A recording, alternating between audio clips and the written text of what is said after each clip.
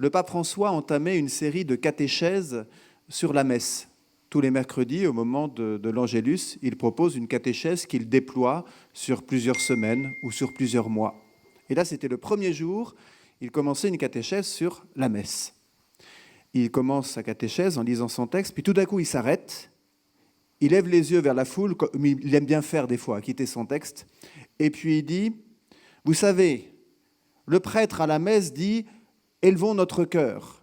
Il ne dit pas « Élevons nos téléphones portables ». Alors là, les médias ont dit, ça y est, le pape est en colère parce qu'il y a des gens qui utilisent leur téléphone pendant la messe, ou bien on peut imaginer que pour lui, ce n'est pas très amusant d'avoir en face de lui en permanence, dès qu'il se déplace, des forêts de smartphones qui sont branchés pour prendre des photos, des vidéos. Et il doit se dire, ouais, le rapport aux personnes est quand même quelque peu mis en péril. Mais le pape François se dit lui-même un po' furbo, il faut comprendre ainsi, un peu rusé. Et donc, quand il fait ce genre d'intervention, ce n'est pas parce qu'il veut râler, mais parce qu'il veut interpeller. Et en disant, à la messe, le prêtre dit « élevons nos cœurs » et non pas « élevons nos téléphones portables », en fait, me semble-t-il, il veut nous interpeller. Qu'est-ce qui se passe en nous lorsque nous élevons nos outils numériques, en fait, lorsque nous les portons au nu? Voilà. Qu'est-ce qui se passe en nous spirituellement lorsque, au lieu ou amenuisant le fait d'élever nos cœurs, nous élevons nos outils numériques? C'est à partir de cela que je vous propose de réfléchir. D'abord, en croyant reconnaître que l'aspiration à des connexions rapides et multiples est certainement l'expression d'un désir de plénitude habitant le cœur humain. Vous savez, nous sommes des êtres de désir. Nous cherchons à les accomplir au cours de cette vie, tout en sachant qu'on ne les accomplira jamais pleinement. Et voilà que les outils numériques ont une forme de capacité spirituelle. J'entends par là qu'ils sont révélateurs de la vocation à plus grand que soi. Et d'une certaine manière, ils permettent à cette vocation de se réaliser davantage. En 2009, dans son message pour la Journée mondiale des communications sociales, le pape Benoît XVI voyait dans les nouvelles technologies un reflet de notre participation à l'amour communicatif et unifiant de Dieu. J'invite à garder cette expression en tête. Voyez, nos communications sont appelées à être un reflet de notre participation à l'amour communicatif et unifiant de Dieu. À cet égard, on pourrait dire qu'à chaque fois qu'on se connecte, on devrait se poser la question: est-ce que ce SMS, ce mail, cette contribution sur un forum, cette information que je vais aller mettre sur un site internet, est-ce que ça contribue, est-ce que ça participe à l'amour communicatif et unifiant de Dieu, ou est-ce que ça y fait obstacle? Voilà une question fondamentale à se poser quand on va sur le web. Si saint Paul surfait de nos jours sur Internet, sans doute s'adresserait-il aux internautes comme il parlait jadis aux Athéniens. Vous connaissez sans doute cette parole du Actes des Apôtres au chapitre 16. « Ce que vous vénérez sans le connaître, voilà ce que moi je viens vous annoncer. » Ce que vous vénérez sans le connaître, voilà ce que moi je viens vous annoncer. Nous qui sommes des acteurs de l'évangélisation par Internet, en permanence, nous devons avoir en tête cette parole de saint Paul pour nous dire, voilà, comment est-ce que nous servons cette évangélisation?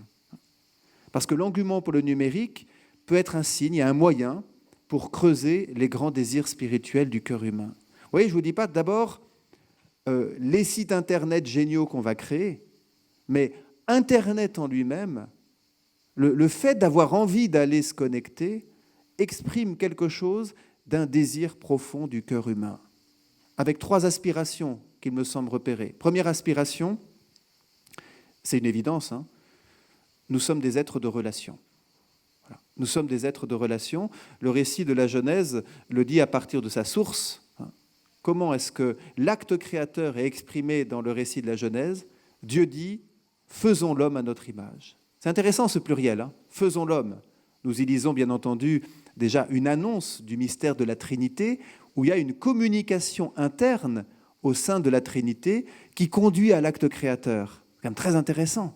Autrement dit, nous reconnaissons qu'il y a en Dieu un mystère de connexion interne. Après, grâce à la révélation en Jésus-Christ, on arrivera à dire que c'est le mystère de la Sainte Trinité, communication, connexion interne du Père au Fils dans l'Esprit Saint de toute éternité, avant même l'acte créateur. Mais déjà, le récit de la Genèse nous en donne un indice important. En créant, Dieu communique en lui-même au sein du mystère de la Trinité, créant donc un monde de communication. Nous sommes faits pour être en communication les uns avec les autres, reflétant quelque chose de cette communication interne qui se vit au sein de la Trinité de toute éternité. Et voyez, à partir de là, on trouve le fondement très positif que vous verrez cet après-midi si vous participez à l'atelier avec le Père Samuel, le fondement extrêmement positif de l'ensemble du magistère de l'Église autour des communications. Un grand texte fondamental, c'est en 1957, le pape Pie XII. Alors bien sûr, il ne parle pas d'Internet en 1957. Il écrivait au sujet de la radio, la télévision et le cinéma. Et il disait ceci: « Les merveilleux progrès techniques dont se glorifie notre époque sont assurément les fruits du génie du travail de l'homme. » Voilà, notre capacité que nous avons à inventer. Génial. Mais ils sont d'abord des dons de Dieu, notre Créateur. Voyez, ils sont d'abord des dons de Dieu, notre Créateur. Et c'est intéressant que le pape Pie XII ne dit pas seulement « ils sont des dons de Dieu ». Non, des dons de Dieu, virgule, notre Créateur. Pour que nous fassions référence au récit de la création, où Dieu, connexion de toute éternité, décide de créer un monde appelé à s'épanouir en connexions authentiques, bien entendu. Même si nous sommes encore loin d'Internet en 1957, on a cette expression clé « don de Dieu » qu'on va retrouver jusqu'au pape François. En 2014, le pape François dira « Internet peut offrir de possibilités de rencontres et de solidarité entre tous. C'est une bonne chose, c'est un don de Dieu. » Il aurait pu dire « c'est un don de Dieu », comme le disait mon prédécesseur Pie XII. Oui, parce qu'à l'époque, beaucoup de médias ont dit « Waouh, le pape François, révolutionnaire, il nous dit Internet, don de Dieu. » Oui, mais en fait, il citait implicitement son prédécesseur Pie XII. En 2016, il reprend encore l'expression « Internet est un don de Dieu, c'est aussi une grande responsabilité. » Peut-être avez-vous eu la vidéo qui a été transmise par Light in the Dark du pape François, récente, où justement il développe cela, une courte vidéo très belle, où il montre l'aspect très positif d'Internet et des réseaux sociaux, et il dit « c'est un don de Dieu et c'est aussi une grande responsabilité ». Et alors là, on a les deux aspects que nous avons à tenir dans toutes nos connexions, et particulièrement dans notre manière d'évangéliser par Internet. Un don de Dieu, ça veut dire quoi ? Un don de Dieu, il faut l'accueillir et il faut le faire vivre. Là, c'est notre responsabilité. Et en même temps, un don de Dieu, on ne peut pas en faire n'importe quoi. Mon saint patron, Saint Louis, disait à son fils « Ne fais pas la guerre à Dieu avec les dons qu'il t'a faits. » Ça peut être vrai par rapport à nos charismes. Quand on a des charismes, on peut faire la guerre à Dieu parce qu'on s'approprie nos charismes. On en fait des titres de gloire. Et ça peut être vrai aussi dans la façon d'utiliser Internet et même d'évangéliser par Internet. Ne fais pas la guerre à Dieu avec ses propres dons. Ça, c'est la première aspiration. Aspiration à des relations. Cette première aspiration se déploie dans une autre qui lui est complètement connexe. C'est que les connexions révèlent et font grandir encore ce qu'on pourrait appeler notre désir d'unité du genre humain. Il y a en nous le désir que notre humanité soit unie. Alors on sait bien que ce grand désir ne trouvera son accomplissement plénier qu'au ciel, quand nous serons éternellement unis au Père par le Fils dans l'Esprit, tous ensemble dans la communion. Mais on peut dire qu'Internet et les réseaux sociaux peuvent éveiller à une plus vive conscience de faire partie du même monde. Christophe le disait tout à l'heure en rappelant cette expression de maison. Vous voyez, de dire qu'on est dans une même maison, ce n'est pas la même chose que de dire on est éparpillé sur une même planète. Et c'est d'ailleurs une insistance qu'aura le pape François dans son exhortation sur l'écologie intégrale. Vous savez, Laudato Si. Il ne va jamais utiliser le mot de planète ou de terre. Il va parler de quoi ? De maison commune. Voyez, en disant nous habitons une même maison. Et il dira qu'Internet, les réseaux sociaux, il dira ça dans le 48e message pour les Journées mondiales des communications en 2014, Internet et les réseaux sociaux peuvent favoriser en nous un sens renouvelé de l'unité de la famille humaine. Voyez, grâce aux connexions, s'aiguise en nous ce sens renouvelé de l'unité de la famille humaine. Pas simplement chez les chrétiens, mais tout être humain, quand il a l'opportunité par Internet d'être en relation avec quelqu'un à l'autre bout du monde, de pouvoir s'associer dans des solidarités pour aider une catastrophe, à lutter contre une catastrophe qui a eu lieu de ci ou de là. Ça fait grandir en nous ce sens de la famille humaine. Et c'est vraiment quelque chose d'extrêmement positif, extrêmement positif.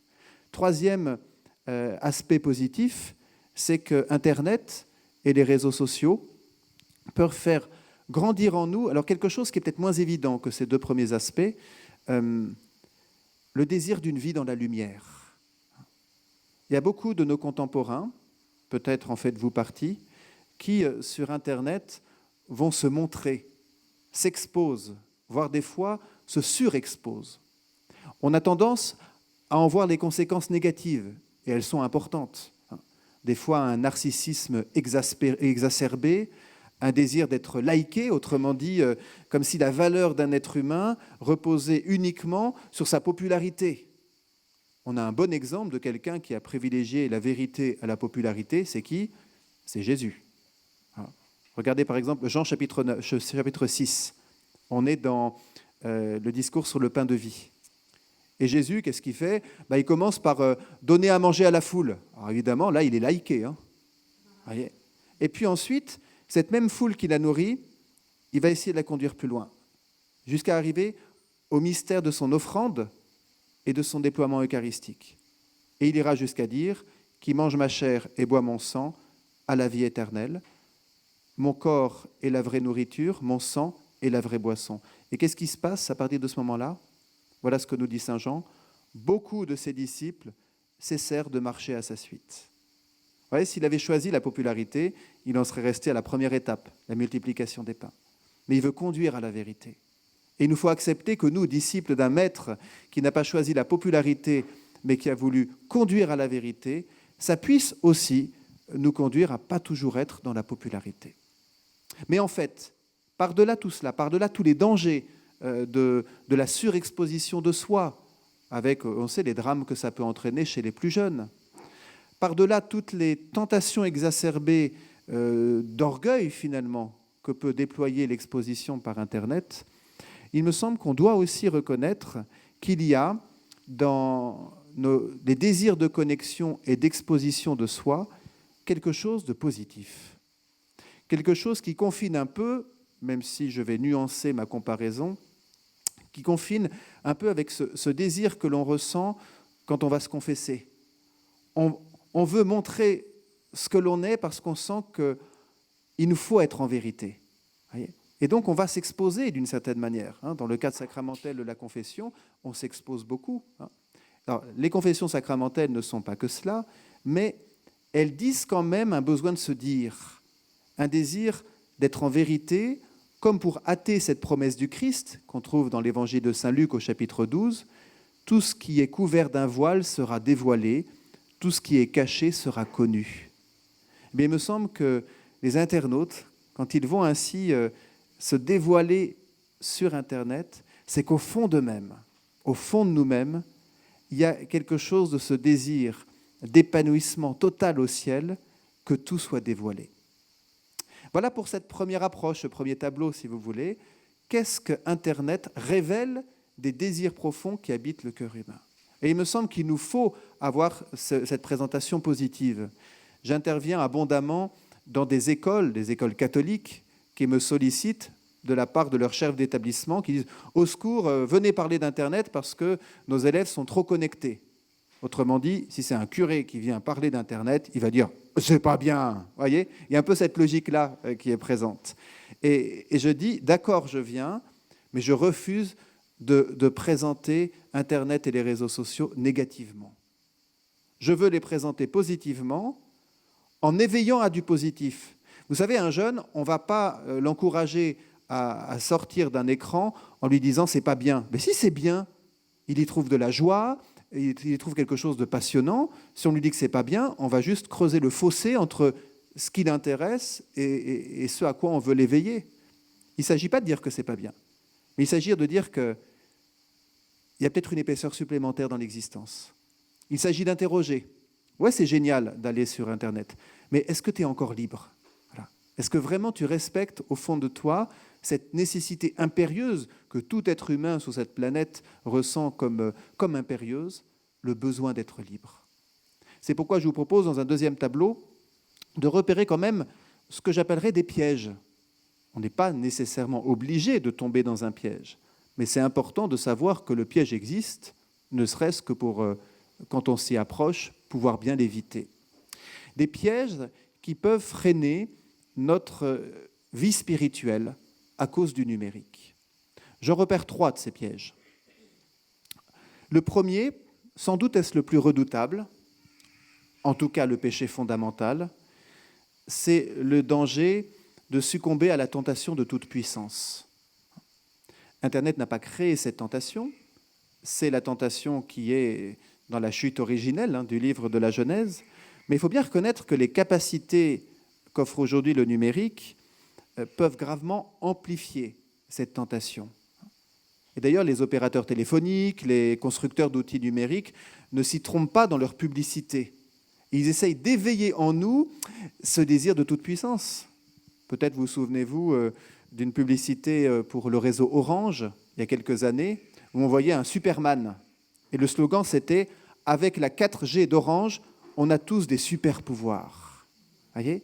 L'idée d'éveiller en nous quelque chose qui va être plus que notre réalité humaine, des super pouvoirs. Ou alors, vous vous souvenez peut-être de la publicité pour l'iPhone d'Apple en 2009. On y voyait l'appareil, et puis uniquement une main avec un doigt. Pour toute personne qui a déjà visité ou vu en photo le plafond de la chapelle Sixtine, c'était évident que cette main avec ce doigt, ne serait-ce que l'orientation du doigt, était une référence au doigt créateur. Vous savez, qui vient toucher le doigt d'Adam pour lui donner vie. Et là, c'était le doigt divin qui vient caresser l'écran pour montrer toutes les capacités du smartphone. Voyez ? Autrement dit, ayez donc un iPhone et vous serez comme Dieu. On le voit encore dans la publicité récente pour les produits Samsung. Je ne sais pas si vous avez vu cette publicité qui a un slogan en anglais « Do what you can't ». Fais ce que tu ne peux pas. C'est quand même très ambigu comme slogan. Soit ça veut dire « Allez, essaye de donner le meilleur de toi-même, même si tu n'en es pas convaincu. Génial. Là, c'est l'évangile. Soit c'est « Fais ce que tu ne peux pas. Sors de tes limites. » Or, l'être humain est un être limité. C'est-à-dire tout le danger du vocabulaire qu'on va trouver sur Internet. Les opérateurs vont nous vendre des produits avec des forfaits illimités. Vous avez des forfaits illimités ? Ce n'est pas possible que vous ayez un forfait illimité. Le seul illimité, c'est Dieu. Voyez ? Donc, ce n'est jamais illimité. C'est dans des chiffres qui nous dépassent tellement qu'on perd nos repères. Les psychologues estiment que le repère humain, c'est 1 milliard. On est capable de penser jusque-là. Plus que ça, on ne peut pas. Et on est sur des réseaux qui nous parlent de chiffres tellement considérables qu'on n'est plus capable de faire la frontière entre un chiffre énorme et l'illimité. Or, le chiffre énorme, ça fait partie de la création. L'illimité, c'est Dieu. Et de parler de réseau illimité, on attribue à une réalité créée un vocabulaire qui est le propre de Dieu. Vous voyez, cette tentation, en fait, finalement, cette tentation qui se retrouve en Genèse chapitre 3, verset 5. La promesse du tentateur, c'est quoi ? Vous serez comme des dieux. Vous voyez la redoutable promesse de laisser croire qu'Internet peut nous faire devenir Dieu. C'est d'autant plus pernicieux que c'est un peu le principe d'Internet, l'invincibilité. Vous savez qu'Internet est né dans le contexte de la guerre froide, dans les années 60, ARPANET, donc par l'armée américaine, qui cherchait à voir comment, en cas d'attaque nucléaire, faire en sorte que tout le système des ordinateurs ne se trouve pas, toutes les informations qui sont comprises dans les ordinateurs ne soient pas perdues. Donc au lieu d'avoir un système centralisé, et si ce cœur est attaqué, tout est perdu, on a choisi un système maillé, en filet. Ça a donné net en anglais. Enfin, c'est le terme net en anglais. Ou alors, comme une toile d'araignée, c'est le terme web. Voyez ? Et comme ça, si jamais un appareil est touché par une attaque, les autres continuent à faire fonctionner le réseau. Un réseau invincible. Vous voyez qu'on peut dire Internet porte dans ses germes quelque chose d'une invincibilité qui peut nous laisser croire que nous sommes tout-puissants. Et de fait, quand on va sur Internet et les réseaux sociaux, il y a en nous quelque chose de cette toute-puissance qui peut s'éveiller. Ça peut être redoutable. Voyez, on a l'impression d'être comme Dieu. Deuxième tentation particulière d'Internet, non seulement l'internaute peut se prendre pour Dieu, mais peut-être est-ce plus fréquent encore, surtout chez les plus jeunes, surtout chez ceux qui n'ont pas une vie spirituelle très ancrée, la tentation peut être grande de prendre l'appareil pour un Dieu, de sacraliser l'outil numérique. Je suis dans un sanctuaire où il y a beaucoup de retraites, de première communion, de profession de foi, de confirmation. Quand on dit aux jeunes « ce sera un week-end sans portable », si on leur demandait « tu es votre mère », ce serait pareil. Excusez-moi, j'exagère. Je ne sais pas s'ils exagèrent tant que ça. Parce qu'il y a une telle manière de sacraliser l'outil qu'on considère qu'on ne peut pas vivre sans lui. Voyez, à ce point fasciné par le net, par les capacités aussi de nos smartphones, on peut le considérer comme un Dieu qui nous émerveille. Ben oui, c'est quand même un Dieu génial, vous ne trouvez pas? Il répond instantanément à chacune de nos prières. Super ce Dieu. Et grâce à la collecte de données, ces fameuses big data, qui sont exploitées par des algorithmes de plus en plus performants, eh bien, ce système numérique en vient presque, non pas presque, je crois qu'il en vient à mieux me connaître que je ne me connais. Et ça, c'est redoutable. Quand je vais sur Amazon et que je vois qu'on me propose le produit que j'allais presque commencer à désirer, je m'inquiète. Et je pense au prophète Jérémie, aux paroles de Jésus, du Seigneur, de Dieu, chez le prophète Jérémie, le cœur de l'homme est malade et compliqué. Qui donc peut le connaître? Moi, Dieu, qui sonde les reins et les cœurs. On a l'impression qu'aujourd'hui, on pourrait paraphraser, qui donc peut le connaître? Moi, le réseau numérique qui sonde en fait la moindre de vos connexions, les moindres traces que vous allez laisser sur le numérique et qui les exploite. Et ainsi, je vous connais mieux que vous-même.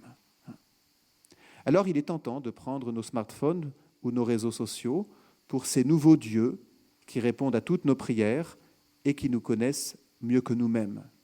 Et par rapport à cela, il me semble que notre évangélisation par Internet doit aussi revêtir quelque chose d'une forme d'acte de résistance. Pardon de le dire ainsi, mais ça me semble important. De résistance à quoi? À l'idolâtrie. Relisez les psaumes. Ils ont une bouche et ne parlent pas, des yeux et ne voient pas. Voilà, les idoles n'ont pas de chair, voyez. Et c'est important qu'on puisse aussi le dire. C'est important qu'on aide nos contemporains à se rendre compte qu'on ne peut pas se prosterner devant ce qui n'est qu'une réalisation humaine. Allez voir le livre de l'Exode au chapitre 32. C'est quoi? C'est le veau d'or. Très intéressant ce récit du veau d'or. Parce qu'en fait, le veau d'or est constitué avec quoi? Vous vous rappelez? Avec les bijoux que portaient les Hébreux. Donc ils savent très bien d'où vient cet or. Ils connaissent son origine. Et pourtant, cet or fondu, transformé en veau, ils vont se prosterner devant. On pourrait dire que c'est d'abord de la bêtise. C'est de la bêtise de ne pas se rendre compte que c'est jamais que leur boucle d'oreille, leur alliance et tout ça qui ont été fondus, quoi. Ça, en fait, on peut aussi oublier que ces objets, ils sont simplement faits de matériaux. On n'a pas à leur donner une sacralité, ni une aura messianique. Voyez, ils sont simplement faits de matériaux. Mais c'est là où l'évangélisation par Internet peut être intéressante. Parce que ce récit du veau d'or, il ne faut pas oublier son contexte. Le peuple est sorti d'Égypte, il se retrouve au désert, la traversée du désert n'est pas simple, et en plus, à ce moment-là, qu'est-ce qui se passe? Moïse est parti. Il est parti chercher les tables de la loi. Et donc le peuple se retrouve seul au désert. Voyez, quand on est seul au désert sans plus aucun guide, quand on est dans un vide de l'existence, il peut être tentant de transformer ce qui n'est qu'outil humain en Dieu. Et là, on est interpellé. Notre évangélisation par Internet doit aussi être un moyen pour combler ce vide, pour que nos contemporains qui ont l'impression d'être dans le désert et de ne pas avoir de guide découvrent vraiment Jésus comme celui qui donne l'eau vive. Et là, je vous renvoie à la Samaritaine, qui est sans doute le plus bel exemple de l'évangélisation par Internet. Jésus assis au bord du puits et qui commence pas par donner des réponses à cette femme, mais qui éveille en elle la vraie soif. Ah, si tu savais le don de Dieu. Et il me semble que toute évangélisation par Internet doit être une interpellation par rapport à cette question-là. Si tu savais le don de Dieu. Troisième danger du numérique, donc soit se prendre pour Dieu, soit prendre l'outil pour un Dieu, mais il y a une troisième incidence qui est peut-être plus subtile et en un sens plus dangereuse, parce qu'elle peut même nous gagner, nous qui pensons avoir une spiritualité bien fondée, c'est qu'on risque en fait, à partir de l'utilisation extraordinaire d'Internet et des réseaux sociaux, on risque de concevoir un Dieu à la mesure des capacités du numérique. C'est une académicienne, Danielle Salnave, qui développe cette pensée. Elle dit en fait, avec le numérique, on transforme notre image de Dieu. Non plus un Dieu qu'on aborde en tremblant, dit-elle, un Dieu dont la rencontre dérange, décape et bouleverse. Non, juste comme l'adresse d'un site électronique. Un tout petit mystère et beaucoup de commodité. Vous voyez, le cloud, c'est ça, hein. Un petit mystère, c'est quand même assez mystérieux, ce système extraordinaire. Mais alors, qu'est-ce que c'est pratique? Et le risque, c'est d'en venir à avoir une vie spirituelle qui soit ainsi fondée. Non plus le mystère de la transcendance de Dieu, mais dire oui, Dieu, quand même, c'est compliqué, Dieu. Ok. Mais surtout, qu'est-ce que c'est commode? Et on en vient à avoir une vie spirituelle qui est fondée sur la commodité, avec toutes les incidences qu'on peut imaginer. Si je clique Dieu, c'est normal qu'il m'exauce. J'ai cliqué, c'est pratique. Et quand Dieu ne nous exauce pas comme on l'attendait ou quand on l'attendait, qu'est-ce qu'on fait? On le discrédite. Comme mon appareil, s'il est plus performant, je le discrédite et je vais éventuellement en acheter un autre. Voilà un danger pour la spiritualité aujourd'hui. À partir de là, troisième tableau. Donc le premier, c'était voir comment Internet révèle en fait les grandes aspirations du cœur humain. Le deuxième, c'était les trois pièges spirituels. Se prendre pour Dieu, prendre l'outil pour un Dieu ou transformer notre relation à Dieu à l'image de nos relations numériques. Troisième tableau que je vous propose, c'est de regarder comment le contexte existentiel du numérique. Évidemment, comme le disait Christophe, on ne peut pas parler d'un outil. On est dans un nouveau monde. Et ce nouveau monde, il faut l'habiter. Et ce nouveau monde nous transforme. Plus encore les jeunes. Vous savez, on les appelle les digital natives, ceux qui sont nés dans Internet comme Obélix dans la potion magique. Autrement dit, ils ne connaissent pas autre chose que le monde d'Internet. Et donc, il s'agit de voir à quel point leur vie dans le numérique, et peut-être la nôtre aussi, mais beaucoup d'entre nous ont connu un monde d'avant Internet, ce qui donne une certaine distance, que n'ont pas les plus jeunes.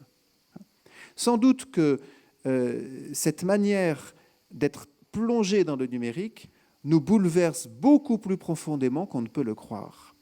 Et notamment bouleverse ce qu'on appelle traditionnellement les trois puissances de l'âme. C'est quoi les trois puissances de l'âme? C'est l'intelligence, la mémoire et la volonté. Alors, je ne vais pas faire de l'anthropologie pour essayer de voir comment directement les trois puissances de l'âme sont modifiées par le numérique. Je vais juste l'aborder rapidement pour voir les conséquences spirituelles. D'abord, l'intelligence. Qu'est-ce qui se passe avec l'intelligence dans le monde numérique? Eh bien, on pourrait dire, et ça a été beaucoup développé par un journaliste qui s'appelle Nicolas Carr. En 2011, il a écrit un article qui a eu un fort retentissement qui s'appelle « Internet rend-il bête ?» Rien que le titre est intéressant. Voyez, Internet rend-il bête? Et en fait, il étudie le phénomène d'Internet et il dit, on peut se poser la question si notre cerveau n'est pas en train de retrouver une manière de fonctionner qu'il avait il y a bien des siècles lorsque nous étions des chasseurs. Et en tant que chasseurs, nous étions à l'affût de la proie que nous allions pouvoir trouver pour le déjeuner de ce midi et en même temps attentifs aux prédateurs qui pourraient nous sauter dessus à chaque instant. Et donc le cerveau était en permanence en éveil. Voyez ? Et voilà qu'avec l'évolution, l'être humain s'est détaché de cet éveil permanent et ça a pu développer en lui un cerveau capable de penser, de prendre de la distance, de s'interroger sur les réalités invisibles. Et voilà qu'aujourd'hui, dit Nicolas Carr, notre cerveau est remis dans ce positionnement de chasseur. Vous savez, tous les petits clics qui sonnent en tous sens sur nos outils numériques. Moi, je vois bien, comme prêtre, je prépare une homélie. J'écris toujours mes homélies. Je la prépare. Et puis, ting, on m'annonce qu'il y a un mail qui est arrivé. Qu'est-ce que je fais ? Bon, d'abord, j'ai été déconcentré. Mais en plus, je me dis, c'est peut-être important. Donc, je vais voir le mail. Je décide d'y répondre ou de le différer.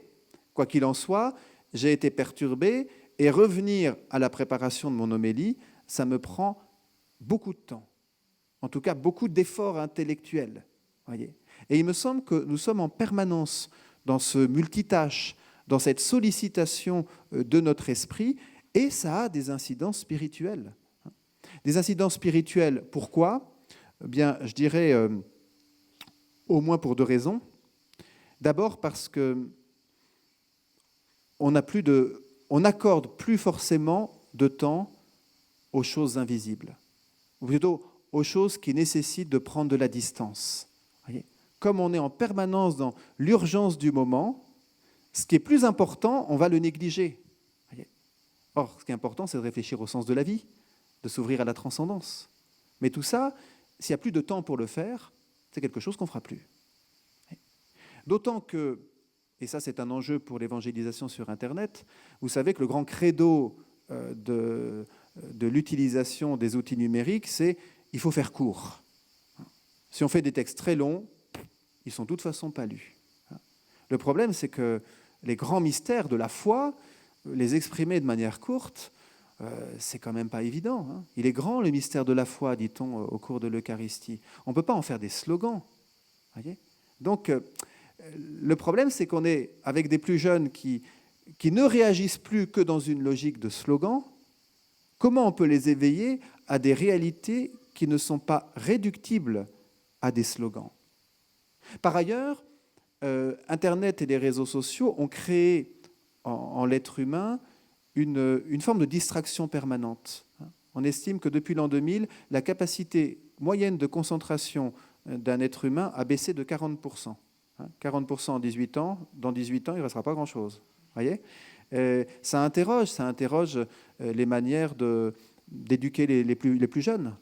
On sait qu'on ne peut plus aujourd'hui faire du catéchisme, par exemple, en mettant des enfants assis pendant 3/4 d'heure et en leur expliquant la vie de Jésus. C'est plus possible. Toutes les 2 minutes, il faut trouver quelque chose de nouveau. Il faut passer par des écrans, par des images, par du son. Sinon, on n'arrivera pas à les capter. Voyez ? Bon, ça, il faut le savoir, parce que ça oblige à des vrais bouleversements pédagogiques, mais en même temps, ça interroge.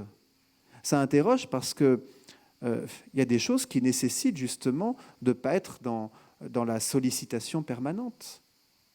La baisse de la capacité de concentration interroge premièrement quoi ? Notre capacité d'écoute. Or, est-ce qu'il peut y avoir une vie spirituelle sans écoute ?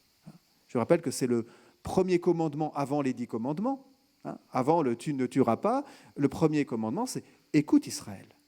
Voyez ? Donc l'écoute est à la base de la relation à Dieu, parce que l'écoute, c'est le terrain de la disponibilité. Voyez ? On retrouve ça chez Samuel. « Parle, Seigneur, ton serviteur écoute ». On a plutôt tendance des fois à inverser la chose. « Seigneur, écoute, ton serviteur parle ». Voyez ? Si on n'est plus en capacité d'écoute, on va être devant Dieu dans une position d'exigence. Voyez ? Donc l'écoute est amenuisée, en tout cas risque de s'amenuiser avec ce nouveau fonctionnement du cerveau. Voilà pour l'intelligence. Pour la mémoire, en fait, il y a quelque chose d'un petit peu pernicieux dans notre langage numérique, notre langage informatique. On parle d'outils qui ont de la mémoire, mais ce n'est pas de la mémoire, c'est du stockage d'informations. La mémoire, ce n'est pas du simple stockage d'informations. Enfin, dans votre mémoire, heureusement qu'il y a des choses que vous avez oubliées. Pas seulement parce qu'elles étaient pénibles, mais parce que si vous aviez en permanence dans votre mémoire l'ensemble des fractions de secondes de votre existence, vous ne pourriez pas vivre. Et d'ailleurs, vous ne seriez pas vous. Parce que la mémoire, c'est une capacité à sélectionner des événements. Et les événements qui vont garder en nous une résonance plus importante et ceux qui en vont garder une moindre vont nous façonner tels que nous sommes, à titre personnel, mais c'est aussi vrai au titre d'une nation. Une nation est construite par la mémoire qu'elle a de son passé. Et ça interroge aussi, finalement, la notion de nation telle qu'on la voit aujourd'hui dans un monde, dans un village planétaire, comme on appelle aussi le réseau numérique. Conséquences spirituelles. Eh bien, la première conséquence spirituelle, me semble-t-il, c'est que si la mémoire est juste du stockage d'informations, on n'est plus en capacité d'entretenir une mémoire spirituelle. Ce que je veux dire par là, c'est que d'abord, puisque tout est mémorisé dans nos outils, on considère qu'on n'a plus à le mémoriser en nous. Moi, c'est mon réflexe. Je m'interroge sur une date, sur quelque chose, plutôt que d'aller chercher dans ma mémoire ce que j'ai appris un jour, qu'est-ce que je fais? Je vais sur Google. Voyez? Donc, on est habitué à transposer notre effort de mémoire sur l'outil. Or, la mémoire, elle est au cœur de l'expérience spirituelle. Je vous ai dit qu'à la base de la spiritualité d'Israël, il y a le « écoute », mais il y a aussi autre chose, il y a « souviens-toi ». Souviens-toi. Et jusque dans ce qu'on va trouver dans le mystère de l'Eucharistie, faites cela en mémoire de moi. Voyez ?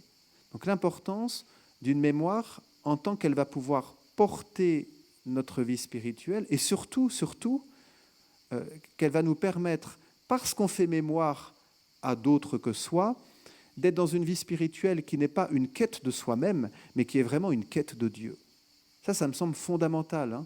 Heureusement que ces dernières décennies, on a pris en compte dans la démarche spirituelle tout ce qui est de l'ordre des sciences humaines. Et on sait qu'évidemment, on ne peut pas penser le spirituel indépendamment du psychologique, du relationnel, du physiologique. Voilà. D'accord ? Tout se tient. OK. Mais quand on se tourne vers le Seigneur, ce n'est pas pour se faire du bien. Voyez ? Et c'est tout le problème. Moi, c'est un enjeu que je vois beaucoup dans le sanctuaire que j'ai la grâce de servir, qui est vraiment un lieu merveilleux. Mais à l'entrée, il n'y a pas marqué Thalassothérapie Notre-Dame-du-Lot. Il y a marqué Sanctuaire Notre-Dame-du-Lot. Et à cet égard, l'objectif n'est pas d'être en quête de soi. L'objectif, c'est de se retrouver davantage afin de s'ouvrir à plus grand que soi. Voyez ? Afin de s'ouvrir à plus grand que soi.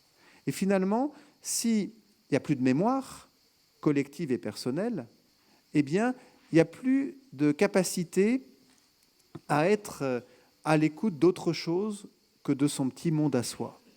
Il me semble que c'est aussi un enjeu très important. La troisième puissance de l'âme qui est modifiée par le numérique, c'est la volonté. Positivement, on peut dire que Internet et les réseaux sociaux stimulent une volonté de contact et une volonté d'apprendre absolument extraordinaire. Les plus jeunes, si on leur disait « Tiens, il y a là une encyclopédie universalis, va t'instruire », ils disaient « Ça va pas, non ?» En revanche, sur Internet, ils vont chercher, et ça c'est génial, voyez, ils vont chercher de l'information. Ils ont un désir, une bonne curiosité. Ça c'est formidable. Sauf que Internet, les réseaux sociaux, et particulièrement une chose qui peut se vivre à travers Internet, ce sont les jeux vidéo, fonctionnent sur une logique, c'est la logique de récompense immédiate. C'est très net pour les jeux vidéo. Si vous parvenez à aller jusqu'au bout de l'épreuve, vous allez passer à un niveau supérieur où vous allez gagner des vies. Vous êtes récompensé.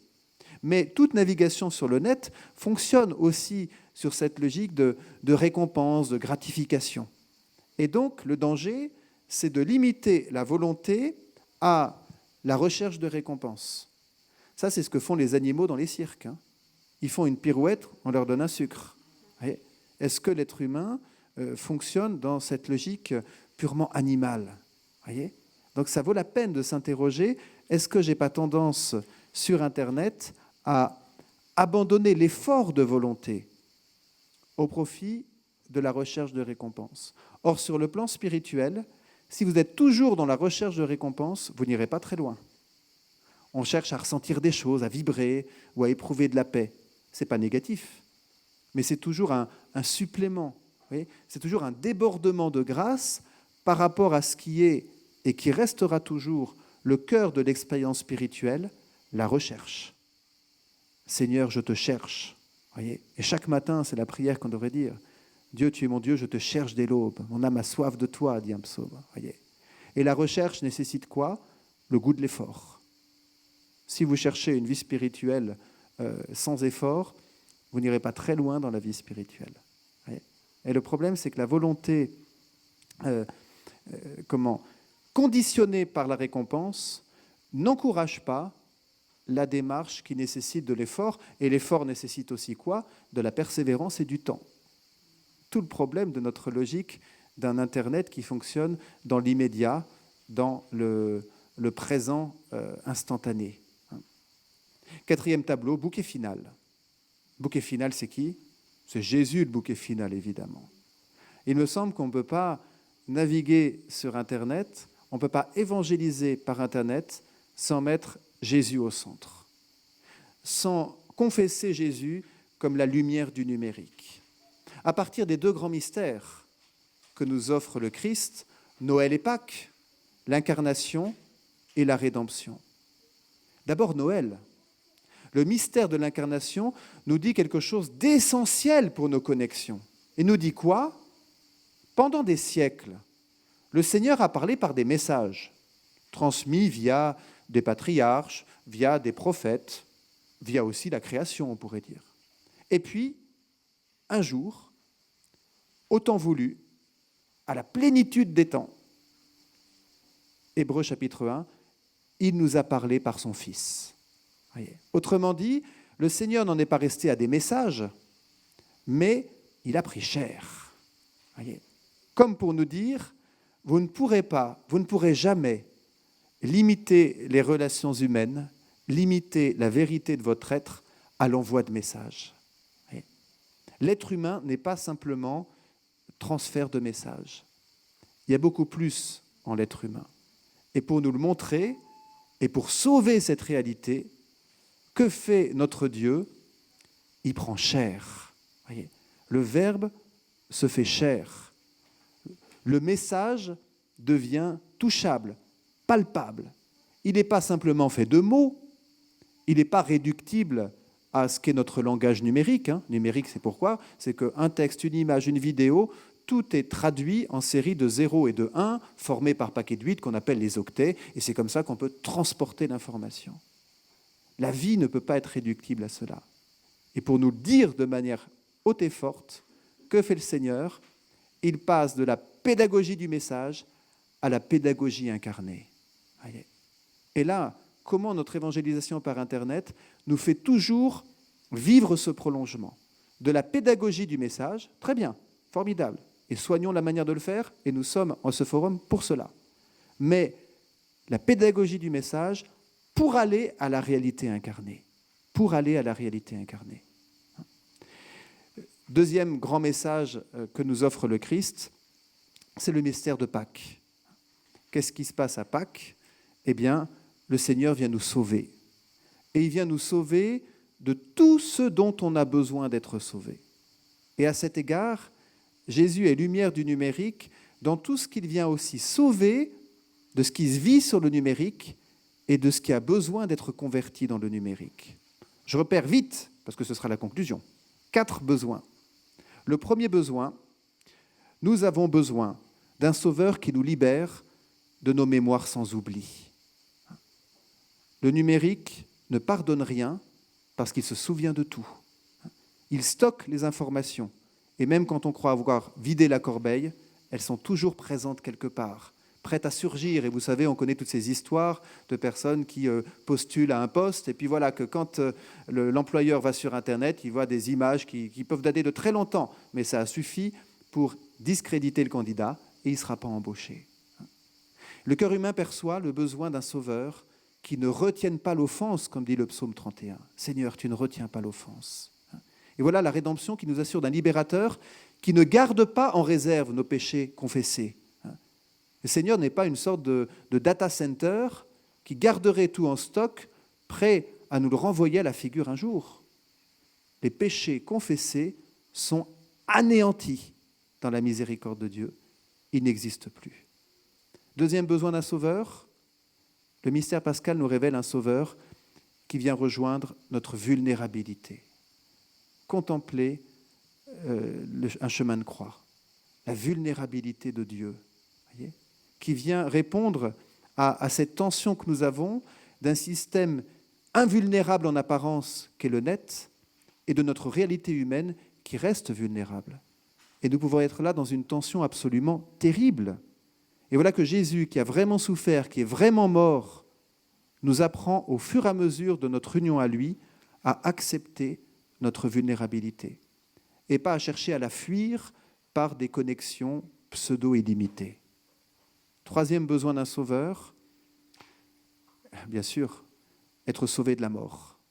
Et on peut se demander si l'attachement à des connexions numériques n'exprime pas quelque chose de notre peur de mourir. On dit que les outils numériques présentent aujourd'hui une particularité, on ne les éteint jamais. Je ne sais pas si vous éteignez des fois votre téléphone portable. On ne les éteint pas. Et puis surtout, on a peur d'une chose, de ne pas avoir de réseau. C'est intéressant, hein ?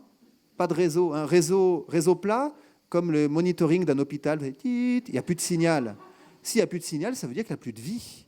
Voyez ? Et en fait, on peut se demander si cette crainte de se retrouver déconnecté n'est pas l'expression de la crainte fondamentale du cœur humain, la déconnexion éternelle qu'est la mort. Et à cet égard, nous avons besoin de la lumière d'un sauveur qui nous assure de la victoire sur la mort. Quatrième besoin, nous avons besoin d'un sauveur qui nous libère de tous les dangers de perdre notre âme. Et Internet, malheureusement, pensez à la cyberpornographie, pensez à tout le harcèlement, mais pensez même au niveau de chacune et chacun d'entre nous. Des fois, quand vous envoyez un mail, est-ce qu'il ne porte pas une violence qu'il aurait fallu éviter ? Oui.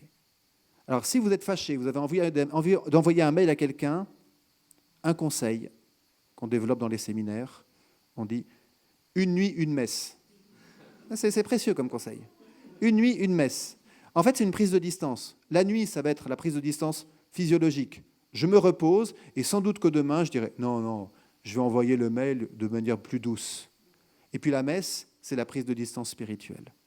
Est-ce que vraiment, c'est ce que le Seigneur attend de moi ? Est-ce que Jésus enverrait ce message ? Vous voyez ? Ça, c'est l'interrogation permanente. D'ailleurs, pour toute l'évangélisation par Internet, évidemment, sinon on n'évangélise plus. On n'est plus au service du Seigneur. Est-ce que Jésus dirait ça ? Est-ce qu'il le dirait maintenant ? Est-ce qu'il le dirait comme ça ? Vous voyez ? Que ferait Jésus à ma place ? Nous avons besoin d'un libérateur qui vienne nous sortir des tentations de violence d'Internet. On peut dire qu'il y a un nouvel écho à cette parole de Jésus. Que sert à l'homme de gagner l'univers s'il vient à perdre son âme ? Internet nous offre le moyen de gagner l'univers. Ouais, mais si on y perd notre âme, on ne sera pas gagnant. Alors en conclusion, permettez que je fasse référence, s'il vous plaît, à la Vierge Marie.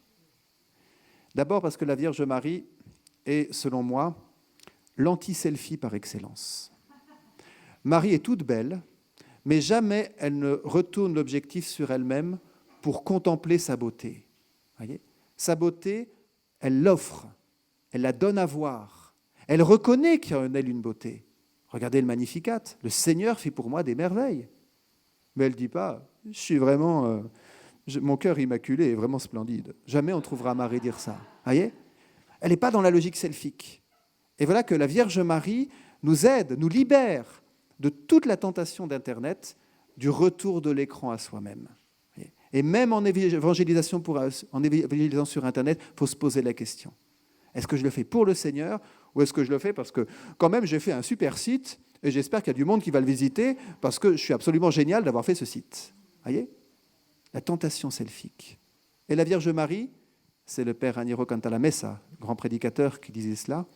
La Vierge Marie est l'exemple sublime de la disproportion divine entre ce qui se voit à l'extérieur et ce qui se réalise à l'intérieur. Voyez ? La disproportion sublime entre ce qui se voit à l'extérieur et ce qui se réalise à l'intérieur, afin que ce monde très extériorisé d'Internet ne nous fasse pas oublier l'intériorité. Le philosophe Gustave Thibon disait « Les développements technologiques d'aujourd'hui imposent à l'être humain le développement d'une vie intérieure. Sinon, il va se perdre. Sinon, il va se déshumaniser. » Alors, toutes nos attentions à évangéliser par Internet doivent avoir ceci comme finalité, développer la vie intérieure, laquelle vie intérieure se développera elle-même nécessairement, non pas seulement en connexion avec les autres, mais en communion avec les autres. Gloire au Père et au Fils et au Saint-Esprit, comme il était au commencement, maintenant et toujours, et dans les siècles des siècles. Amen. Merci pour votre attention.